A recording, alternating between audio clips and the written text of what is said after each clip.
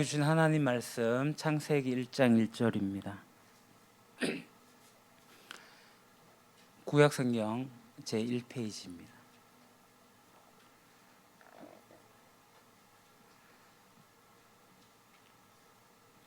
다 외우시죠? 우리 다 같이 연이어 3번 반복하여서 말씀 봉독하겠습니다. 태초에 하나님이 천지를 창조하시니라. 태초에 하나님이 천지를 창조하시니라. 태초에 하나님이 천지를 창조하시니라. 아멘. 일단 우리 하나님 나라 이중구조 도표를 좀 보도록 합시다.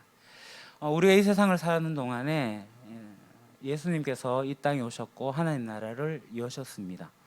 예수님이 십자가에 죽으시고 부활하심으로써 그 하나님 나라의 실체를 보여주셨죠. 그래서 우리는 이미 임한 하나님 나라를 살아가고 있습니다. 그리고 예수님은 부활하신 이후에 40일을 이 땅에 보내시고 승천하셨어요. 그리고 곧 오시겠다 약속을 하셨고 그날을 우리는 기다리고 있습니다. 주님이 다시 오실 날 이 세상은 끝이 나고 새하늘 새 땅이 창조되는 하나님 나라가 영원히 서게 됩니다. 왜 이것을 반복하느냐? 반복하는 만큼 중요합니다.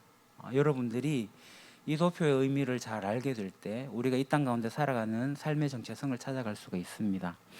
올해 우리가 주제곡으로 삼고 있는 곡이 있습니다. 뭐죠? 하나님의 꿈, 하나님 나라입니다. 이 하나님 꿈, 하나님 나라가 성경 전체 창세기로부터 요한계시록까지를 망라하고 있는 성경의 대서사시를 기록하고 있는 곡입니다. 그래서 그 다음 페이지 한번 보시죠. 우리가 1절에 이렇게 부릅니다. 태초에 말씀으로 천지를 지으시고, 이 태초에 시작이 되어졌어요. 그리고 그 다음 사람에게 다스리라 명하신 하나님, 1장 26절에 사람을 지으시고 복을 주시죠. 그리고 3장을 넘어서는 반역하고 떠나갑니다.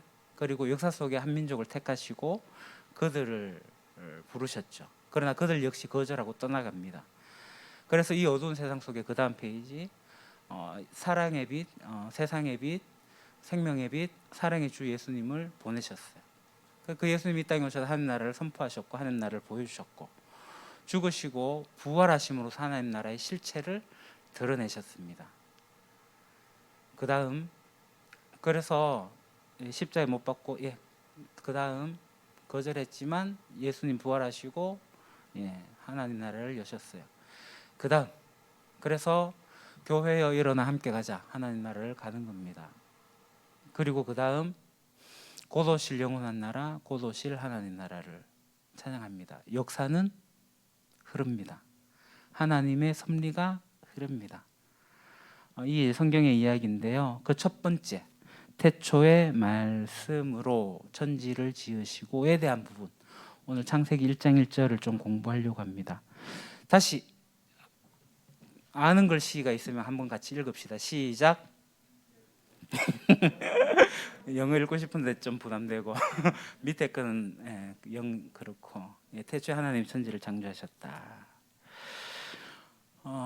영어로는 in the beginning, 태초에 처음에 God 하나님이 created 창조했다. the heavens 복수로 되어 있어요. 하늘들과 and 그리고 the earth 땅. 밑에 히브리어 베레시트 바라 엘로힘 에트 핫사마임 베트 하아레츠라는 겁니다. 좀 이따가 우리가 이걸 좀 살펴볼 건데요. 이 창세기 1장 1절을 어떻게 보느냐에 따라서 우리의 신앙관이 달라집니다. 신앙관이 달라질 뿐만 아니라 우리의 인생관이 달라집니다.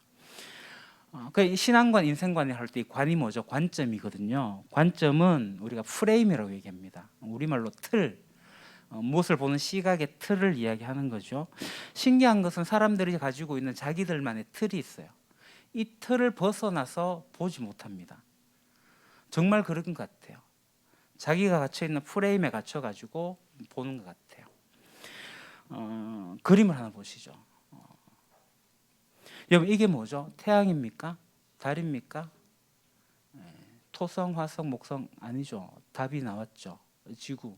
이 지구인 걸 어떻게 아시죠?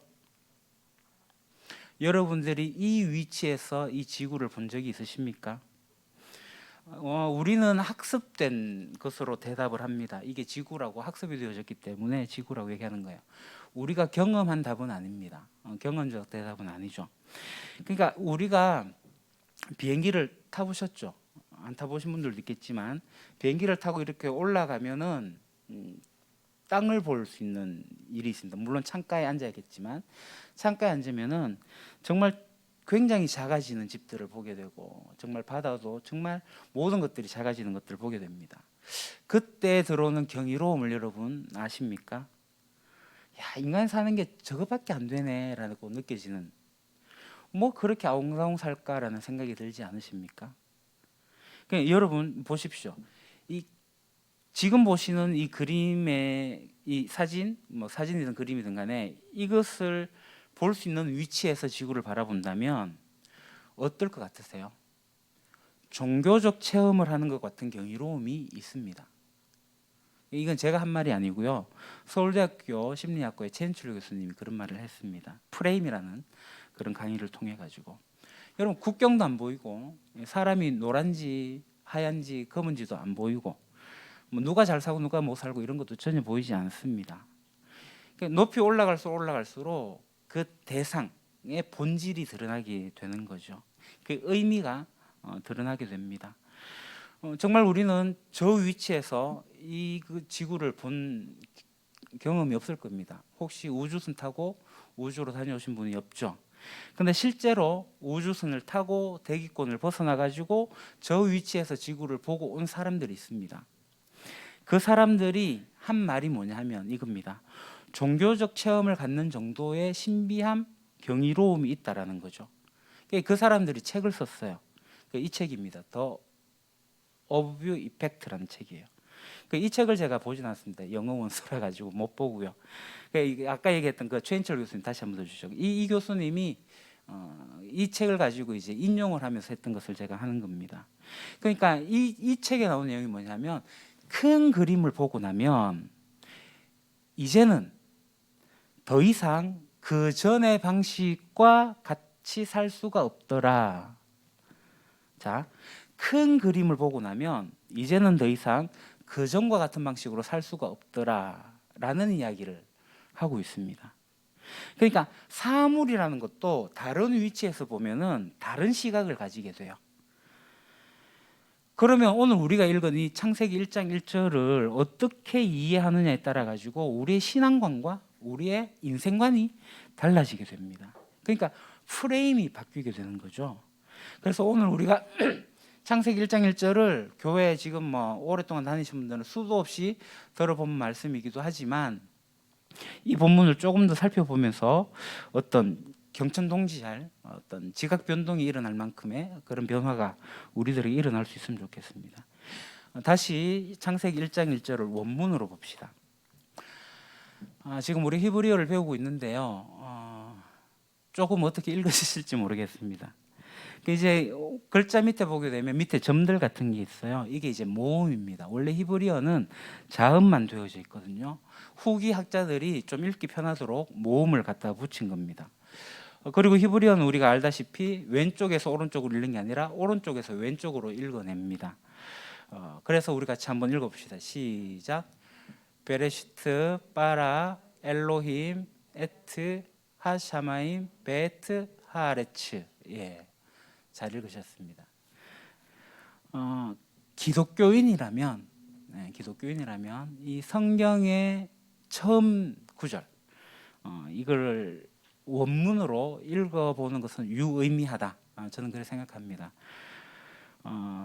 그래서 이 단어를 여러분 뭐 외울 필요까지는 없겠지만 보고 읽을 수 있을 정도면 좋고요. 못 읽어도 괜찮습니다. 한글로 이렇게 적어놓으면 그걸 봐도 되니까. 베레시트 바라 엘로힘, 여러분 잘 보시면 되겠습니다. 첫 글자 이 모두 다 7개의 단어로 되어져 있고요. 28자로 구성되어져 있습니다. 첫 글자가 태초에라는 말입니다. 베르시트, 좀 더 발음을 하게 되면 베레시트가 됩니다. 우리가 베트, 알렙벳 할 때 베트를 배우는데 이 베트가 그자하고 비슷하거든요. 그에다가 중간에 점이 들어가요. 히브리어는 중간에 점이 들어가면은 이제 된 소리가 납니다. 강하게 소리가 납니다. 그래서 베가 아니고 빼가 나는 거죠. 베레시트가 되는 겁니다. 뭐 베레시트라 해도 상관없고요. 예. 그 베레시트가 이 성경책의 이름입니다. 히브리 성경의 이름이 베레시트입니다. 우리는 창세기라고 부르지만 히브리 성경은 베레시트라고 하거든요. 이 베레시트를 헬라어로 바꾸면 뭐라고 하냐면 게네시스라고 합니다. 게네시스, 헬라어를 영어로 바꾸면 제네시스가 됩니다. 예, 모기업의 회사차 이름입니다. 예. 시작이라는 거죠. 아마 여기서 따오지 않았을까 그런 생각이 들긴 합니다. 여하튼 책 이름입니다. 차 이름이 아니고 베레시트.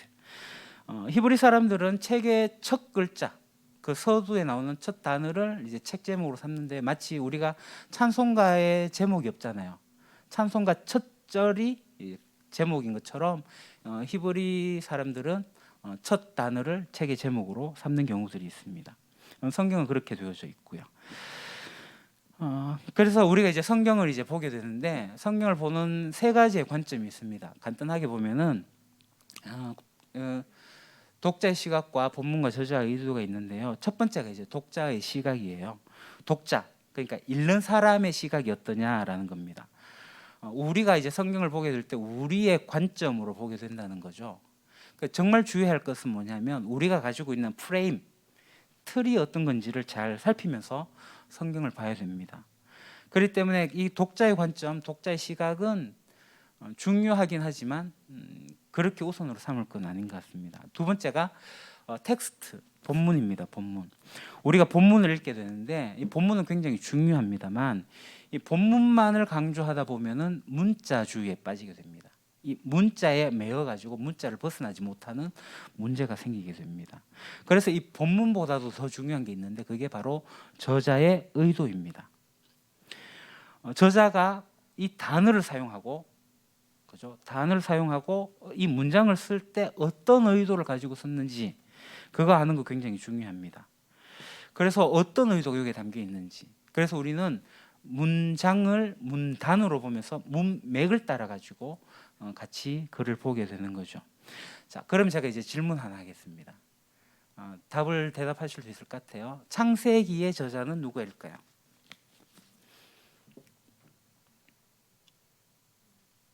모르십니까? 저는 저자 아닙니다. 모세? 창세기의 저자 모세만 계속 들리네요.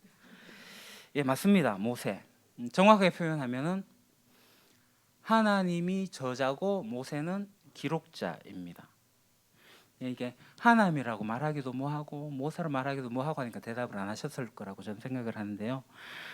둘 다 얘기해도 됩니다. 하나님이 저자를 해도 되고 모세가 저자를 해도 되고, 엄밀하게 말하면 하나님이 저자고 모세는 기록자다.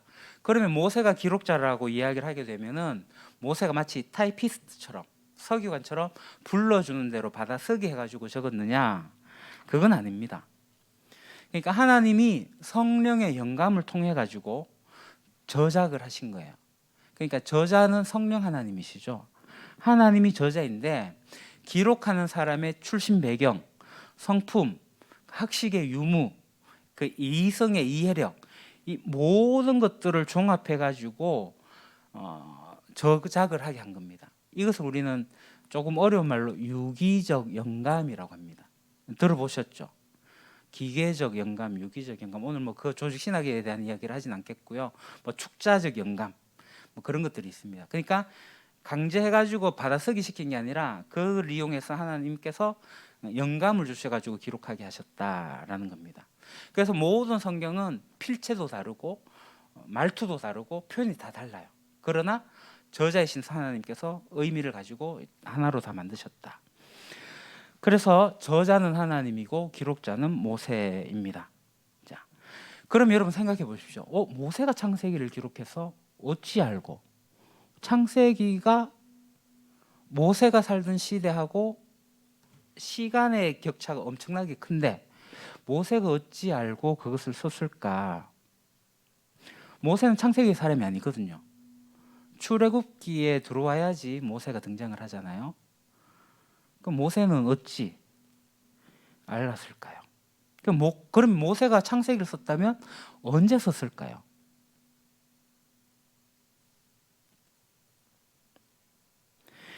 매우 중요합니다. 이걸 알아야지 이 의도를 우리가 좀 알 수가 있고 됩니다. 혹시 지금 제가 하고 있는 이야기가 어렵진 않죠? 예. 모세가 언제 어디서 기록을 했을까? 자, 한번 찾아보세요. 모세가 어디서 자라났죠?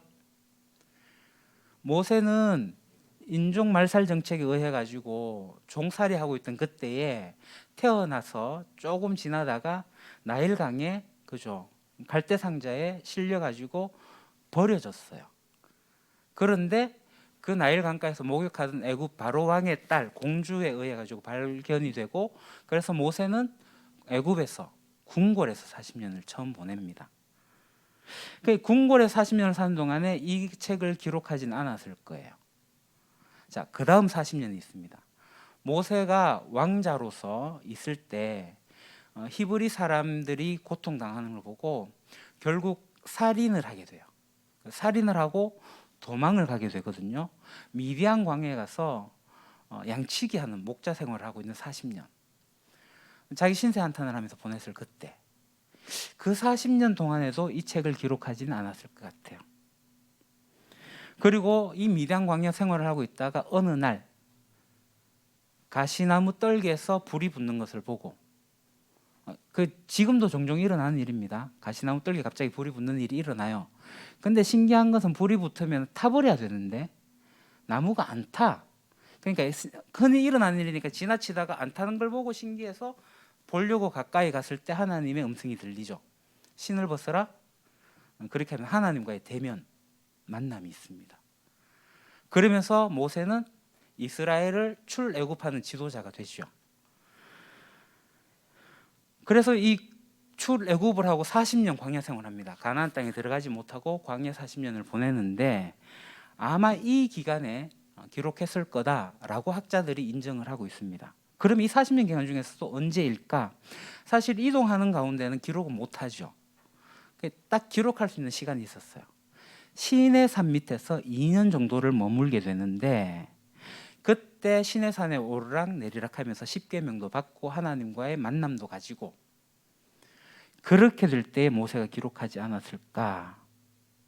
그게 이제 학자들의 견해이고 정설로 받아들여지고 있습니다. 그러니까 모세가 지금 시내산 아래에서 백성들과 함께 머물러 있으면서 이 책을 적었을 거다라는 겁니다. 자, 그럼 이게 중요한 건데요. 이 책을 썼던 그 시기가 어떤 시기냐? 지금 이 시내산에 이스라엘 백성들이 와 있어요. 공동체가 광야 생활하는 가운데 머물러 있다는 겁니다.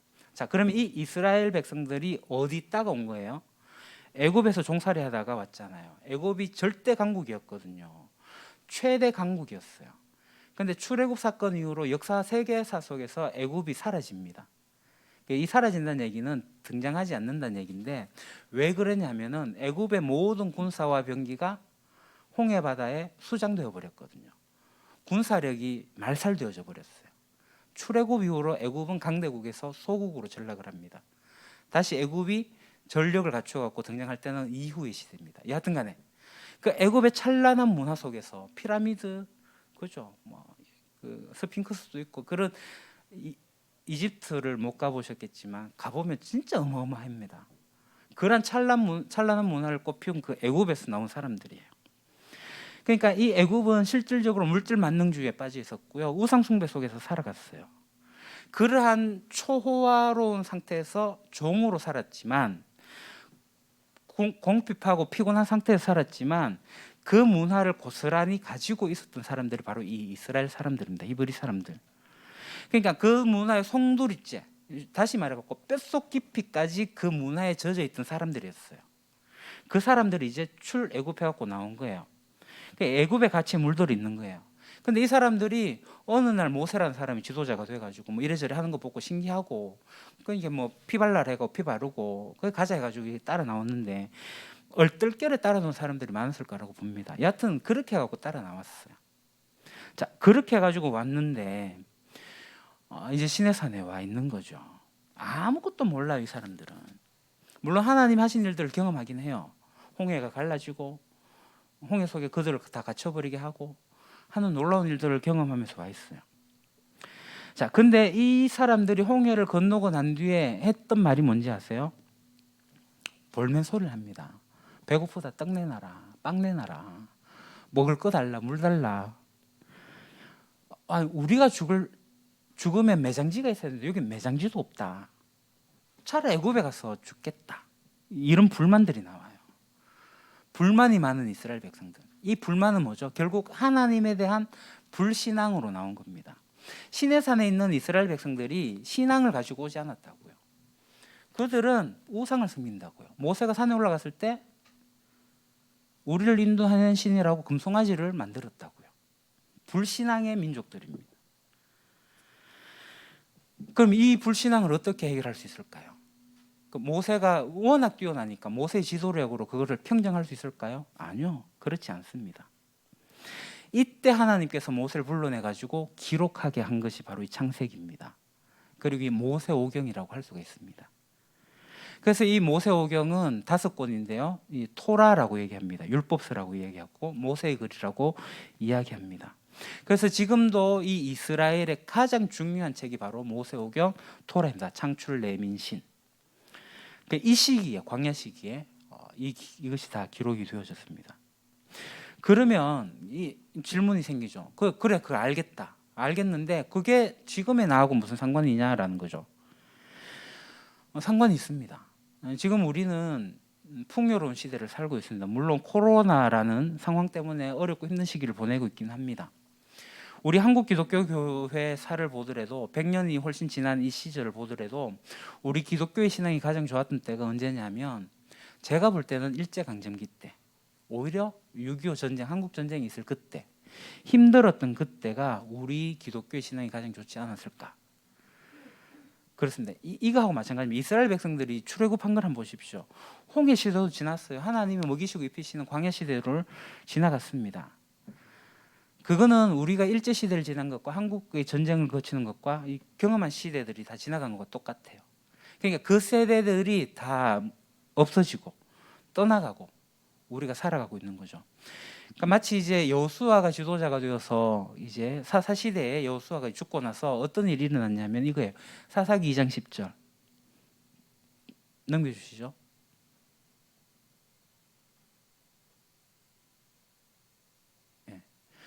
그리고 그 세대 사람들도 모두 죽어 조상들에게로 돌아갔다. 그들이 죽은 뒤에 새로운 세대가 일어났는데 그들은 주님을 알지 못하고 주님께서 이스라엘을 돌보신 일도 알지 못하였다. 그러니까 신앙을 가진 이들을 떠나가니까 몰라요. 새로운 세대가 일어났는데 주님을 알지 못하는 거죠. 주님께서 이스라엘을 돌보신 일을 알지 못하는 거예요. 저는 오늘날 한국교회가 그런 것 같아요. 지금 이 시대가 과거에 우리 신앙의 선조들이 가졌던 그 믿음을 제대로 알지 못하고 있는 것 같아요. 그래서 세속적으로 변모되어진 한국교회를 보고 있는 것 같습니다. 그때 필요한 말씀이 뭐냐?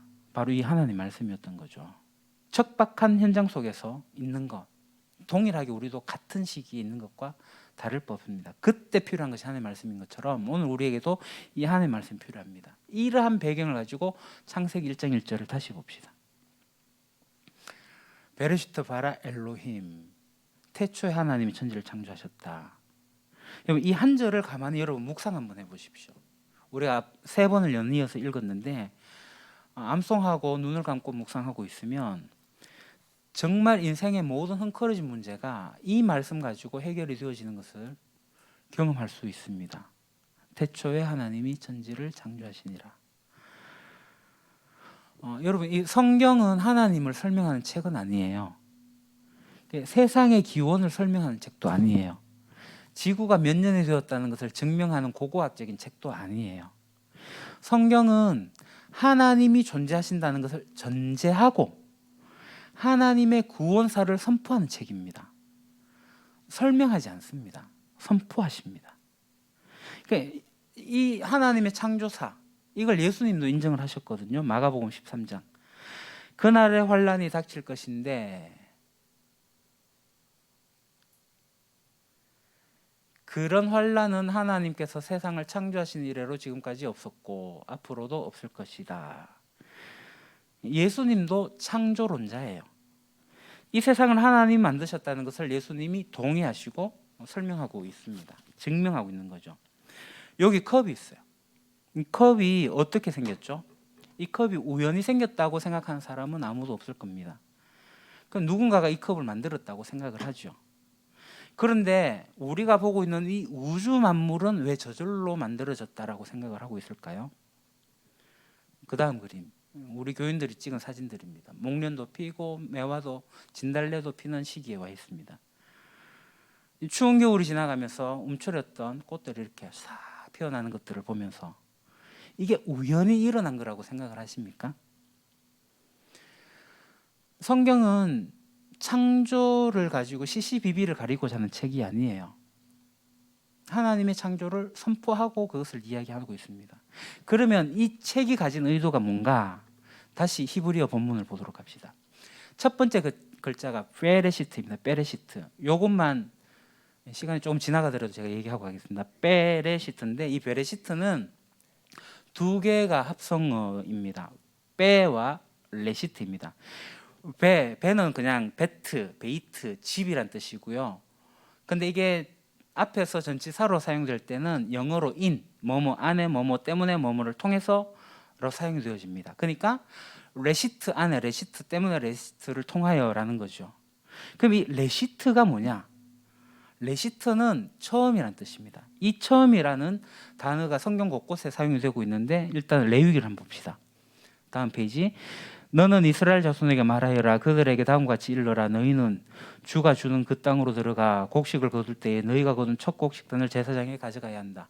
이 첫 곡식단을 이야기할 때 레시트입니다. 고린도전서 15장 20절. 그러나 이제 그리스도께서는 죽은 사람들 가운데 살아나셔서 잠든 사람들의 첫 열매가 되었습니다. 이 첫 열매 레시트입니다. 자, 골로새서 1장 16절 18절. 만물이 그분 안에서 창조되었습니다. 하늘에 있는 것들과 땅에 있는 것들, 보이는 것들과 보이지 않는 것들, 왕권이나 주권이나 권력이나 권세는 할 것 없이 모든 것이 그분으로 말미암아 창조되었고 그분을 위하여 창조되었습니다. 그 다음, 그분은 만물보다 먼저 계시고 만물은 그분 안에서 존속합니다. 그분은 교회라는 몸의 머리이십니다. 그는 근원이시며 죽은 사람들 가운데서 제일 먼저 살아나신 분이십니다. 이는 그분이 만물 가운데서 어뜸이 되시기 위함입니다. 자, 여기에 나오는 머리이십니다. 근원이십니다. 으뜸입니다. 이게 다 레시트입니다. 레시트. 그러니까 이 레시트가 성경의 용례들을 이렇게 살펴보면 레시트는 처음이고 시작이고 으뜸이고 이런 것과 다 연관되어져 있는데 이게 누구와 연결이 되어져 있죠? 바로 예수님과 연결되어 있습니다. 바로 예수님, 그리스도. 그러니까 레시트는 그리스도입니다. 레시트는 예수님입니다. 베레시트는 예수님 안에입니다. 그러니까 이란 의미에서 창세기 1장 1절을 읽게 되면 어떻게 되죠? 예수님 안에 하나님이 천지를 창조하셨습니다. 예수님을 통하여서 하나님이 천지를 창조하셨습니다. 예수님 때문에 하나님이 천지를 창조하셨습니다. 예수님을 통하여 하나님이 천지를 창조하셨습니다. 자, 이것을 골로새서 1장 16절에서 이렇게 이야기합니다. 다음 페이지. 만물이 그분 안에서 창조되었습니다. 어떻게요? 그분으로 말미암아 창조되고 그분을 위하여 창조되었습니다. 예수님을 위하여, 예수님 안에서. 창세기 1장 1절의 이야기입니다. 그러니까 창세기 1장 1절은 이미 세상의 역사와 그 시작은 바로 누구로부터? 예수 그리스도로부터 시작되었다. 그 말이 태초에입니다. 그리스도를 위하여 그리스도 안에서 그분으로 말미암아 창조되었다. 이게 베레시트입니다. 자, 이 이야기를 이사야 선지자가 기가 막히게 설명을 했습니다. 이사야 46장 10절. 내가 시초부터 종말을 알리며 아직 이루지 아니한 일을 옛적부터 보이고 이르기를 나의 뜻이 설 것이니 내가 나의 모든 기뻐하는 것을 이루리라 하였노라. 내가 언제부터요? 시초부터. 레시트, 베레시트. 시초부터, 태초에 무엇을 알린다고요? 종말을 알리고. 그러니까 놀라운 것은 태초의 종말을 보고 계시다는 거예요. 태초의 종말을 담고 있습니다. 시작은 그리스도, 종말 마지막은 그리스도. 시작과 끝은 그리스도. 요한계시록이 우리 잘 알죠? 주는 알파와 오메가, 처음과 나중이라. 예수님은 처음과 나중입니다. 이 이사야서에 내가 시초부터 종말을 알리며, 그러니까 종말은 구원보다 먼저 앞섭니다. 이 말이 뭐냐면 구원이라는 것은 시간의 역사 속에서 펼쳐내는 거예요. 근데 이 말씀이 베레시트의 창세기 1장 1절에 벌써 종말을 담고 있는 거예요. 그래서 이 역사가 누구로부터 시작해서 누구로부터 끝나는가? 예수 그리스도로부터 시작해서 예수 그리스도로 끝이 난다. 근데 아직 이루지 아니한 일을 예적부터 보이고, 아직 이루지 않은 일이 뭐죠? 구원이에요. 구원. 근데 예적부터 이미 보이고, 창세기 1장 1절에 그 구원을 이미 보이고 종말이에요. 태초에 시작과 끝이, 구원이 다 들어가 있는 겁니다. 베레시트에. 성경에 보면 이 태초에란 단어가 몇 군데 나와요. 히브리서나 잠언에 나오지만 우리가 잘 알고 있는 구절 있죠. 태초에 말씀이 계시니. 요한복음 1장 1절입니다. 한번 보시죠. 태초에 말씀이 계셨다. 그 말씀은 하나님과 함께 계셨다. 그 말씀은 하나님이셨다. 그러니까 요한복음 1장 1절의 이 태초에는 베레시트하고 조금 다릅니다. 엔 아르케가 쓰이는데요. 창세기 1장 1절의 베레시트하고 조금 다릅니다. 자, 요걸 좀 설명할게요. 그 다음 페이지. 엔 아르케는 뭐냐면 이겁니다. 역사의 시작이 되는 지점을 베레시트라고 합니다. 그러니까 시작점. 그러니까 시간의 시작, 공간의 시작, 물질의 시작, 모든 것들의 시작점을 베레시트 태초라고 얘기를 하고, 요한복음의 1장 1절에는 엔 아르케는 그 시작되기 이전, 영원전. 영원전이라는 표현도 그렇죠. 영원의 세계. 베레시트 이전의 세계. 시간이 흐르지 않고 물질도 흐르지 않고 아무것도 없는 그때 예수님이 계셨다. 엔 아르케입니다. 그 태초라는 얘기입니다. 그러니까 우리가 부르는 찬양 가사 중에 제가 참 좋아했던 게 있습니다. 아주 먼 옛날. 아주 먼 옛날이 아니에요. 호랑이가 담배 피던 시절의 옛날 이야기가 아니라고요. 이 CCM 가사 중에 태초부터 시작된 하나님의 사랑, 태초가 오히려 더 맞아요. 성경적이에요. 태초가 맞아요.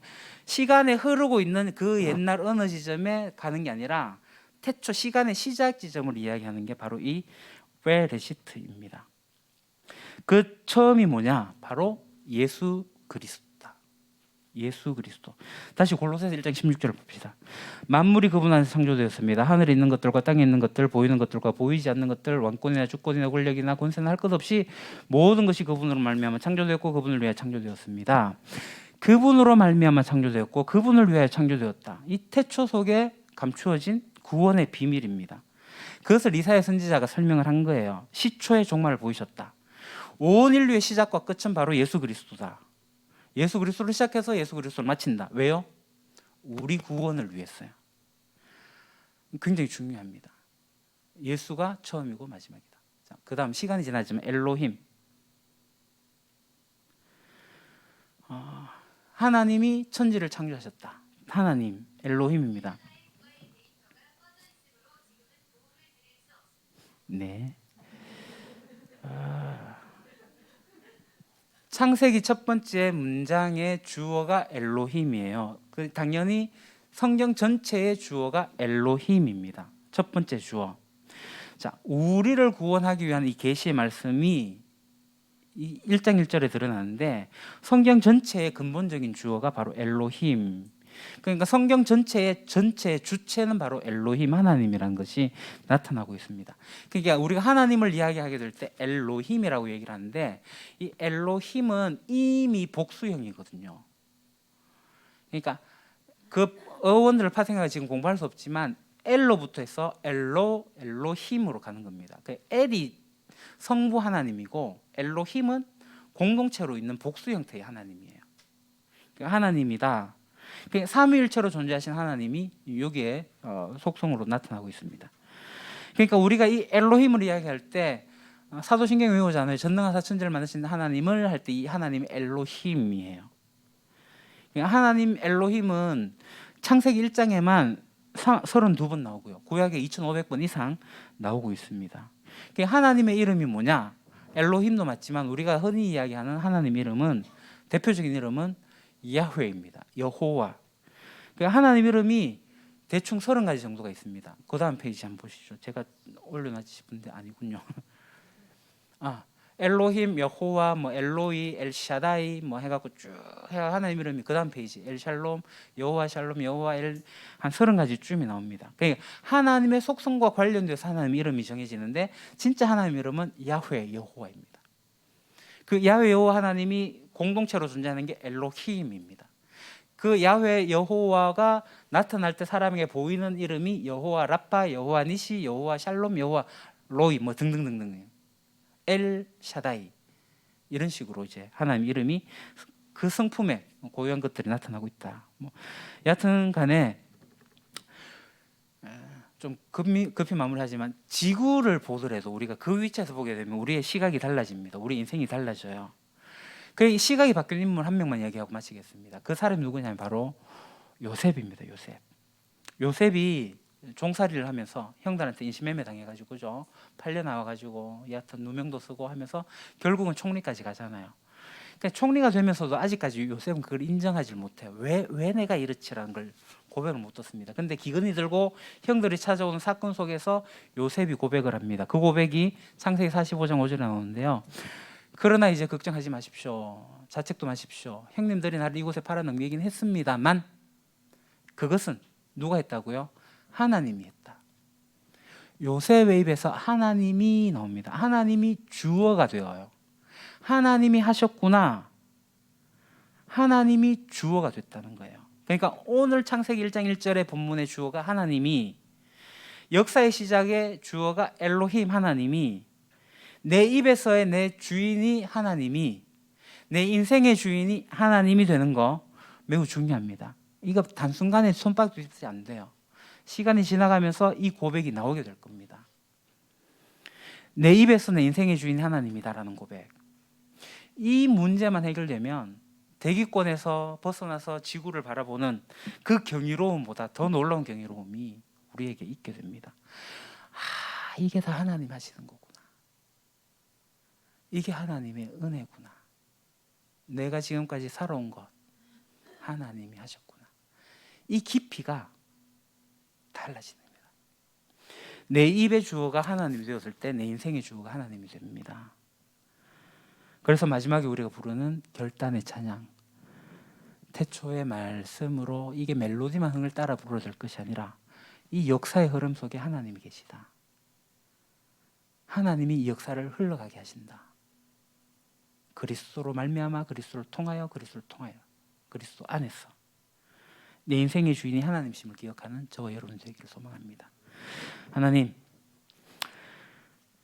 참 쉽지 않은 고백이긴 합니다만 온 세상 만물의 주인이신 하나님, 창조자이신 하나님, 그 하나님이 저하고 무슨 상관이 있습니까? 그러나 그 하나님이 나의 주인이 되셔서, 내 인생의 주인이 되셔서 나를 이끌어 가실 것을 소망합니다.